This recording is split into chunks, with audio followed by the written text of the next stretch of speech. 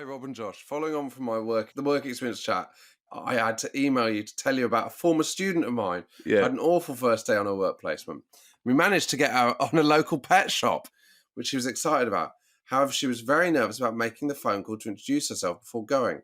So I'm not 100% sure she actually made the call. If so, then what happened could be considered a little bit her fault. She went in on the first day and there was a bit of confusion about who was supervising her, but she was told to go into a room to help one of the staff members. What we didn't know was the pet shop was attached to a vet's, and the girl had been mistaken for a student vet nurse. She's done a Guy Goma. Oh, the driver that got mistaken as the interview on BBC. He's suing the BBC, isn't he? Is he? For like money that they've earned from that clip. Oh. You know, it was that guy that went into the news. Guy Goma. Started interviewing. That guy Goma. Hang on, he'll sue for royalties. Guy Goma went to BBC for a job interview, wasn't the driver actually, in 2006, ended up on air when he was mistaken for an IT expert. It was so good, his little cheeky smile. A job interview, this is heavy, isn't it? They're filming it. Yeah, so he's suing for royalties. Fair enough, it is a classic clip. Also, as well, the guy that he went in, have you ever seen what the guy looks like? No. The other person was called Guy. Oh, was His name was Guy Cuny. And I was expecting maybe it was another black guy. There's a bit of casual racism, but no, the whitest man that ever lived. There he is.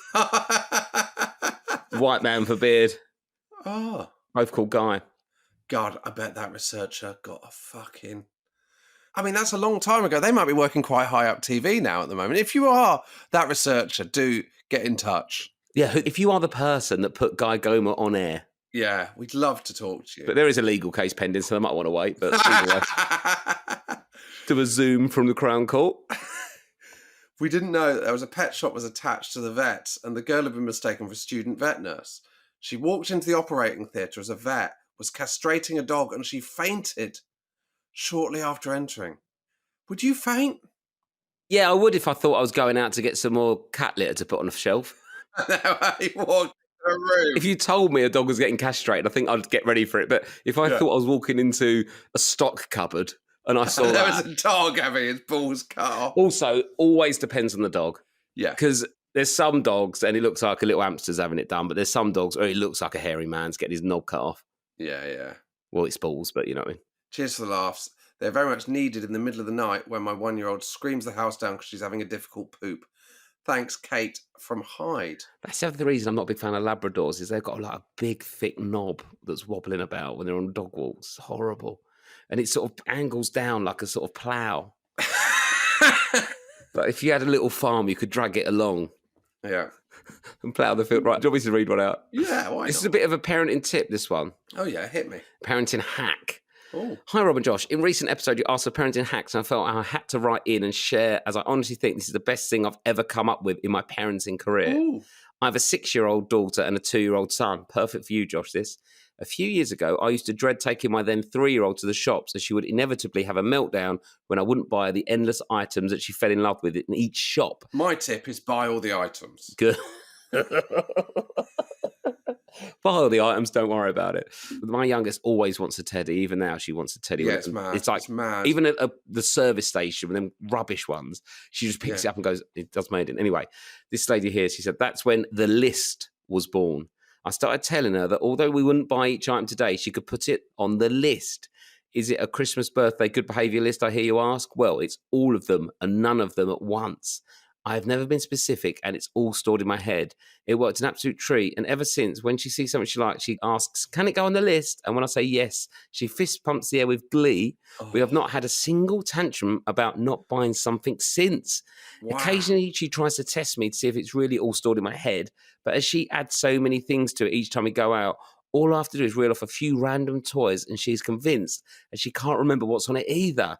Every now and then, she'll put something extra special right at the top of the list, and I do actually make a note of the item for birthdays, etc. This is great stuff. This is from Danielle. Yeah, this is really good. And she said, now that she's a bit older, I've also extended the concept. When I want her to do something she's reluctant to do, and I have to do the inevitable wall in 1, 2, 3, and I can get to 3, something gets taken off the list. Oh. I don't say what item comes off it, though, so she's always terrified it'll be something she really wants, so does what I'm asking straight away.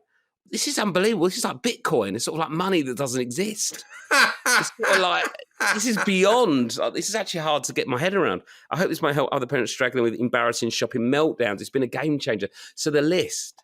Can I get this? I'll put it on the list. Yeah. So for when you've got pocket money or birthday, that's great. Good work, Danielle. I really like the list. Are you going to try the list? I'm going to try the list. I think I might try the list, yeah. I'll talk to Rose when I see her in about 4 weeks. Well, what's on your list? Speaking to my wife. Just seeing my wife. Seeing my wife. We had a cup of tea in the garden while both of them watched Peppa Pig. Yeah. And I was so happy. Yeah. I was like, this is living. This is being married. And I reckon it lasted 15 minutes. Yeah, well, I had to go down to, I didn't have to, it was a lovely visit of Lou's extended family. We drove down to Portsmouth for the day for her nan's birthday.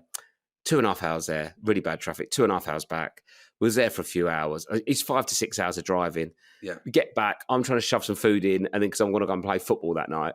So I've already done 6 hours of driving that day. I'd eaten and stood up in the kitchen because I needed to eat something before I went so it wasn't too close to playing. And I sat down, I went, I'm just going to sit down for 10 minutes to let my food go down, and then I'm going to go and get my stuff on and go and play football. I lasted 5 minutes before a kid cried. That is mental, isn't it? You should be able to do 10 minutes. I mean, I'd sat down all day driving, but that's nice. We can have a cup of tea with Rose in a month. Yeah, I look forward to that. Right, one more, and then we'll do small business. Here we go. Yeah. Parenting Foul. Hi, Rob and Josh. Love your podcast. As always, thank you for being so sexy and unrelatable. I recently got married and we have an 11-month-old son who we took on our honeymoon in Skiathos, Greece. Skiathos? Our son ran riot for the entire holiday. He started walking at 9 months. Yep, happened to me. Absolute carnage. Deadly. They've got no idea what they're doing. But has no sense of danger and just wants to climb and explore everywhere. He also refuses to sit in a high chair for any meal and prefers us to chase him with a spoon, which isn't the best restaurant etiquette. Again, I can't repeat this enough. Don't bother having a holiday until your youngest is 4 years old. Put the money in a savings account and have an amazing holiday then. The rest of the time is awful. Now, while we were booked an island hopping cruise for the day, I was a little nervous as it was 10 a.m. to 6 p.m. and our son isn't good at napping when out. However, I thought I might be able to get him down when sailing to another island in a quiet corner of the boat. You fucking lunatic. Who is this queen of positivity? Oh, yeah, I'll just get him to nap on the boat. I realised I'd made an error when as soon as we left the dock, they started handing out free shots and the music started blasting Avatar. It turns out we'd accidentally taken our baby to a boat party. The trip ran late and we were stuck on the boat till 8 p.m. with a very tired and grumpy baby that kept trying to climb off the sides. Oh, my God. Megan, Jordan, Arlo. Genuinely, do little mini breaks in the UK, but don't fly anywhere. Don't waste your money until the youngest is 4. It feels like a million miles away, but it's not relaxing, is it, Josh? No. It's not a holiday. No, it's not. Unlike Whitstable. Right.